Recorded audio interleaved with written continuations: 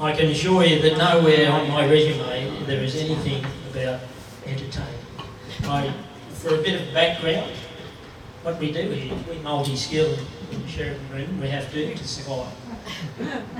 I train a few race horses. I ride a few show jumpers. I've spent most of my life shoeing horses for a living, and entertaining is not one of them. As a matter of fact, I don't even have a resume, so I wouldn't be on there. But as I said, we do multi-skill.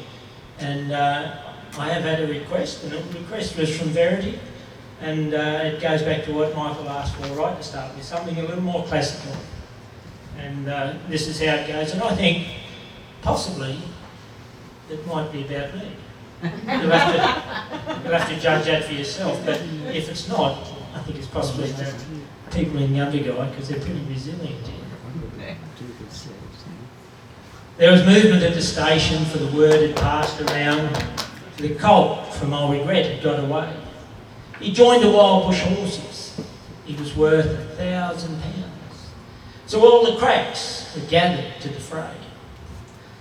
All the tried and noted riders from stations near and far had mustered at the homestead overnight, for the bushmen love hard riding, where the wild horses are, and the stock horse snuffs the battle with delight. There was Harrison, who made his pile when Pardon won the cup.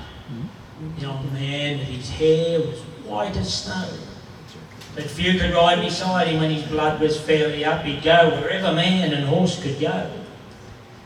And Clancy of the Overflow came down to lend a hand. No better horseman ever held the reins. No horse could ever throw him while the girth straps would stand. And he learned to ride while drove him on the plains. And there was one, a stripling, on a thin and weedy beast, something like a racehorse undersized.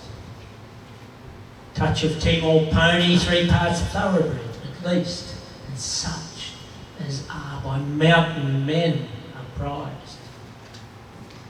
He was tough, and hard and wiry, just the sort that won't say die. There was courage in his quick, impatient tread, that he bore a badge of gameness in his bright and fiery eye, and in the carriage of his proud and lofty head. But still, so slight and weedy, one would doubt his power to stay. And the old man said, "This horse will never do for a long and tiring gallop. Lad, it's best you stay away. These hills are far too rough for one such as you." So he waited, sad and wistful. Only Clancy stood his friend. "I think you ought to let him come along," he said. "I'll warrant he'll be with us when he's wanted at the end, for he and his horse both are mountain bred.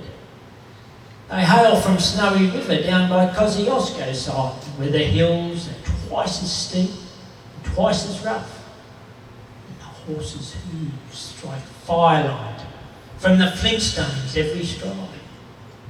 A man who can hold his own is good enough.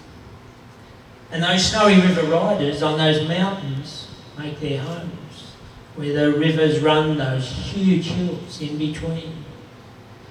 And I've seen full many horsemen since I began to roam, but never yet such horsemen have I seen." So he went. They found the horses down by the old mimosa clump, and they raced away towards the mountain's brow. And the old man gave his orders: "Boys, go get 'em from the jump. No good of any fancy riding now. And Clancy, you must wheel them.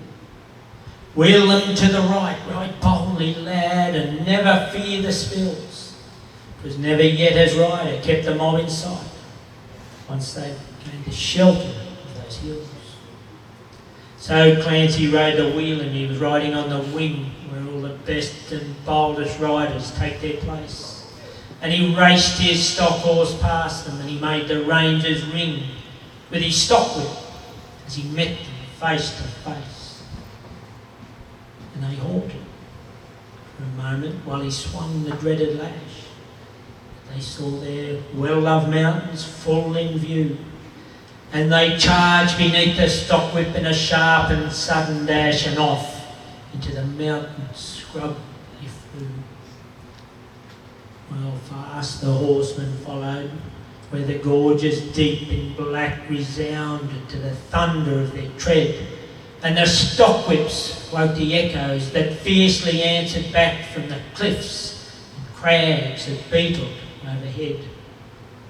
And upwards, forever upwards, the wild horses held their way, where the mountain ash and curragrum grew wide, and the old man muttered fiercely, "You may bid this mob good day, no man can hold them down the other side." And when they reached the mountain summit, even Clancy took a pull that make the boldest riders take a breath. And a wild hop scrub grew thickly, and the hidden ground was full of wombat holes, and any slip was death.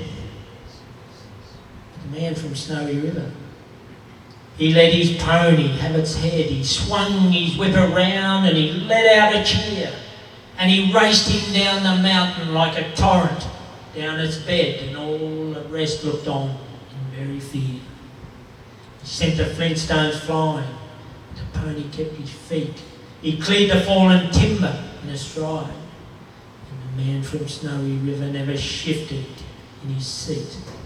It was grand to see that mountain horseman ride through the stringy bark and saplings, across the rough unbroken ground, down the hillside at a racing pace he went.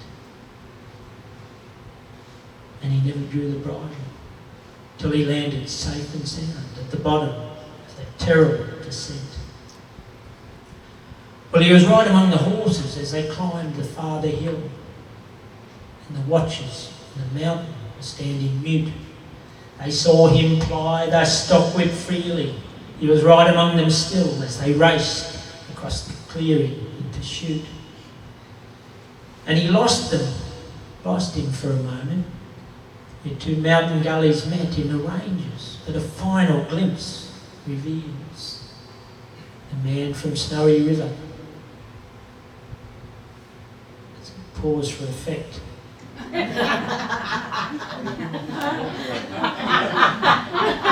This is where you come in, right? On a dim and distant hillside, the wild horses racing yet with the man from Snowy River at their heels. Well, he ran them single-handed till their sides were white with foam. He followed like a bloodhound on their tracks until they halted, cowed and beaten. And he turned their heads for home, and alone and unassisted brought them back. Well, down by Kosciuszko, where the pine-clad ridges raised, those torn and rugged battlements on high, where the air is as clear as crystal, and the stars fairly blaze in the cold and frosty sky. And down around the overflow, where the reed beds sweep and sway to the breezes, and the open plains are wide, the man from Snowy River is a household name today, and the stockmen tell the story of his ride. Thank you. That was Mr. Jim Scobie, open and colourful bushfire. We're going to take a break now.